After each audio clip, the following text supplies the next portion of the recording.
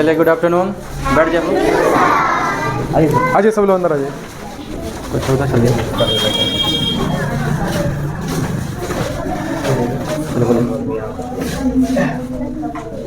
चलिए सभी लोग शांत हो जाइए। देख रहे हो सर मेरे बगल में खड़े हैं, मेरे गुरुजी हैं। 2004 में जब मेरा नामांकन इस विद्यालय में हुआ था, तब से सर को देखते देखते हम लोग आज यहाँ तक पहुँच गए।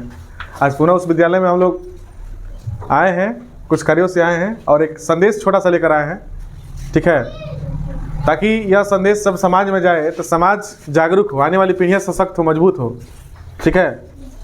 हमारे साथ उपेंद्र सर आए हुए हैं, एसबीएन पब्लिक स्कूल और न्यू टॉपर्स एकेडमी के डायरेक्टर हैं। आज इनका जन्मदिन है, तो एक जन्म दिवस के शुभ अवसर पर एक तालियां बनती है इनके लिए, तो आप तालियों से स्वागत कीजिए। और हम चाहते हैं उपेंद्र सर दो टूक बच्चों को बात बताइए कुछ। चल, थैंक यू अंकित सर। ऐसे तमाम सारे बच्चे हैं जो हमको पहचानते भी है, कुछ बच्चे ऐसे भी जो नहीं पहचानते हैं। खैर, आज थोड़ा सा जान पहचान भी हो जाएगा, ठीक ना। हम बोलेंगे, लेकिन हमारे बोलने से पहले दो शब्द चाहेंगे कि जयप्रकाश सर कुछ बोले, उसके बाद से हम अपनी बातों को रखेंगे।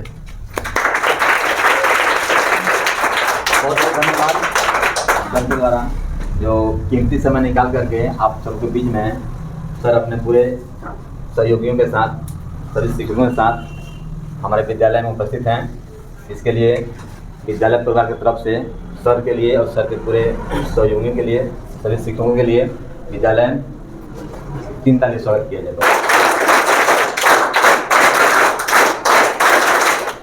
बहुत बहुत धन्यवाद। सर का आज जन्मदिन है और जन्मदिन के अपने उपलक्ष्य में सर आप लोगों को कुछ न कुछ आशीर्वाद देंगे और ऐसा ही इनका आशीर्वाद फूले फले। मैं चाहूँगा कि सर का समय कीमती है और धन्यवाद देता हूँ कि अपना कीमती समय निकाल करके आप लोगों के बीच में आए हैं और आप लोगों को कुछ सब साझा करें। चलिए, जयप्रकाश सर के लिए एकदम जोरदार तालियां बनती है। देखिए, ऐसी बात है कि हम अपने पूरे टीम के साथ हैं और भी कुछ ऐसे शिक्षक हैं जो आज नहीं आ पाए, ठीक ना, लेकिन हम लोग आए हैं। इसमें बहुत सारे बच्चे हमारे नाम को जानते हैं, जैसे मेरा नाम उपेंद्र, ऐसे बच्चे प्यार से उपेंद्र सर ही बोलते हैं, ठीक ना। शांत रहिए। कुछ बच्चे नहीं पहचानते हैं, वो जान जाए, ठीक ना। हम एक छोटा सा बाबू आप लोगों को मैसेज देंगे। मैसेज क्या होगा कि आप यहाँ पे पढ़ने के लिए आते हो, सर आपको पढ़ाते हैं ना।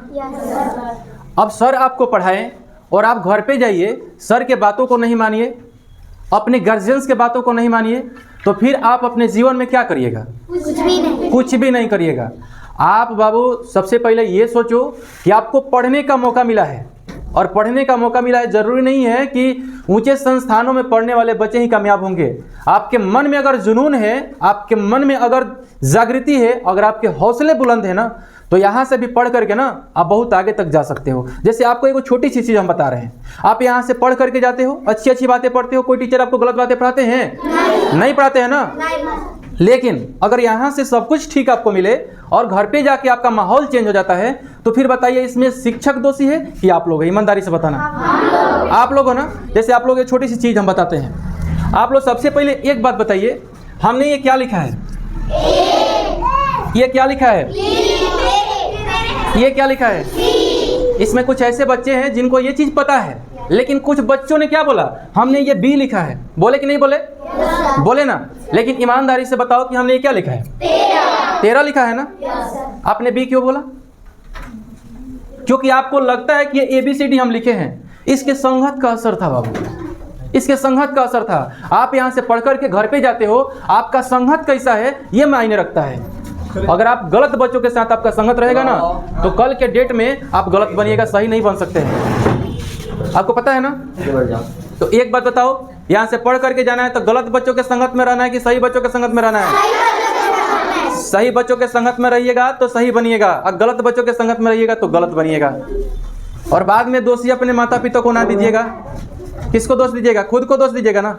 हम बार बार कहते हैं कि बच्चों आप घर पे जाओ सबसे पहले, और घर पे बैठ करके आराम से एक शांत जगह पे खुली आंखों से एक सपना देखो। आराम से बैठ करके खुली जगह पे या एकदम शांत मन से एक सपना देखो कि मुझे भविष्य में ये करना है, और नित्य प्रतिदिन उसी सपने पे आपको कार्य करना है। हम आपसे बोलते हैं कि बाबू एक काम करो, ये जो छड़ी है, हम इस छड़ी को ऐसे रखते हैं, कितने बच्चे एक बार में मार कर तोड़ सकते हैं? हो सकता है एक बार में ना टूटे, लेकिन 2 बार में तो टूटेगा ना, 3 बार में टूटेगा ना। एक प्रयास में अगर नहीं टूटता है तो क्या आप हार मान लीजिएगा? नहीं ना, आपको बार बार प्रयास करना है। अगर आपको कोई प्रश्न नहीं आता है तो आप सर से बार बार पूछिए, सर आपको डांटेंगे थोड़ी ना, नहीं ना। देखिए बच्चों, आप देश का भविष्य हो और आपके भविष्य को लिखने की जिम्मेदारी सर के हाथों में है। तो सबसे पहले हम सर के हाथों में एक पेन देते हैं, क्योंकि बाबू ये पेन कोई आम पेन नहीं है। अरे पेन तो पेन ही होता है। पेन 1 रुपया का हो, 50 पैसे का हो, या 1000 का हो, या 10 करोड़ का, पेन तो पेन होता है ना। पेन 10 करोड़ का हो, हम यहाँ पे राम लिखेंगे तो आम तो ना लिखाएगा, राम ही लिखाएगा। तो आप सबके भविष्य को लिखने के लिए हम सर के हाथों में एक छोटा सा उपहार देते हैं, ठीक ना।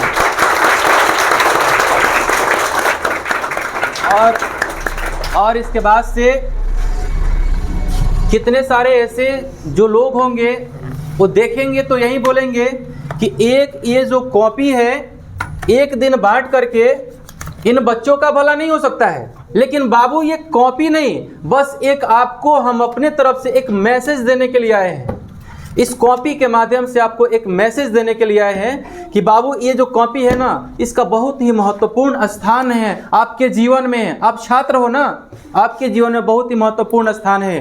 तो जाओ, ये मैं खड़ा हो लो, खड़ा हो गए बाबू। कि रख हौसला वो मंजर भी आएगा, प्यासे के पास चलकर समंदर भी आएगा। न थक कर बैठ ओ मंजिल के मुसाफिर, मंजिल भी मिलेगी और मिलने का मजा भी आएगा। ठीक है, चलिए, हमारी पूरी टीम का आशीर्वाद आप सभी बच्चों के साथ है और हम लोग चलते हैं अगले में। ठीक है।